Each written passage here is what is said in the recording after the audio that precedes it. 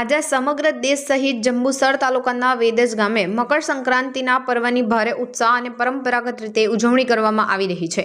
સવારથી જ ગામના લોકો અગાસીઓ અને ધાબા પર ચડી કાપ્યો છે ના નારા સાથે પતંગબાજીનો આનંદ માણી રહ્યા છે।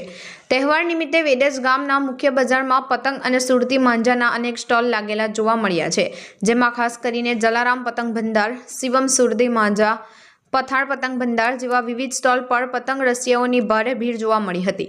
લોકો પોતાની પસંદગીની પતંગો અને ધારદાર સુરતી દોરીની ખરીદી કરતા નજરે પડ્યા હતા। વેદજ ગામના વર્ષોથી ચાલી આવતી પરંપરા મુજબ ઉત્તરાયણના દિવસે દાન પુણ્યનું અનેક ગણું મહત્વ છે, જે આજે ગામના શ્રદ્ધાળુઓ સવારથી જ ગાયોને લીલા ઘાસચારો ખવડાવી પુણ્ય ભાથું બાંધ્યું હતું। તલની ચીકી, સિંગદાણાની ચીકી અને લાડુ જેવી વાનગીઓનું દાન કરવામાં આવ્યું હતું। ગામના જરૂરિયાતમંદ લોકો અને પશુ પક્ષીઓ માટે દાનની સરવણી વહેતી થઈ હતી। મકર સંક્રાંતિ એટલે માત્ર પતંગબાજી નહીં, પરંતુ પરોપકાર અને દાનનો પર્વ છે। વેદજ ગામમાં વર્ષોથી આ પરંપરા જળવાઈ રહી છે, જેનો અમને આનંદ છે। ગામના અનેક સ્થાનિક રહીશ આમ વેદજ ગામે આજે આભામાં રંગબેરંગી પતંગો અને ધરાપણદાર પુણ્યની અનેક સાથે ઉત્તરાયણ પર્વની ઉજવણી કરીને પરંપરાને જીવંત રાખી છે। શું છે નામ તમારું? જાદવ વિષ્ણુભાઈ ગણપત।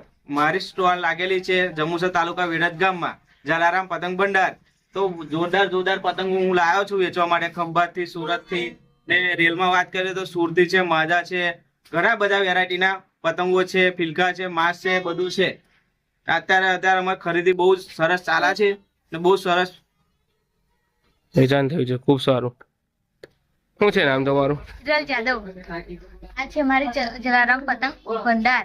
અહીંયાની તમને અલગ અલગ જાતની પતંગો અને ફિરકાની અંદર સુરતી અને શિવમ એ બધા અલગ અલગ વેરાયટીના મળી જશે, રેલો જેવી। અને પતંગની વેરાયટી કરીએ નાનીથી લઈને પીપોડા, માંસ બધું એની મળે છે।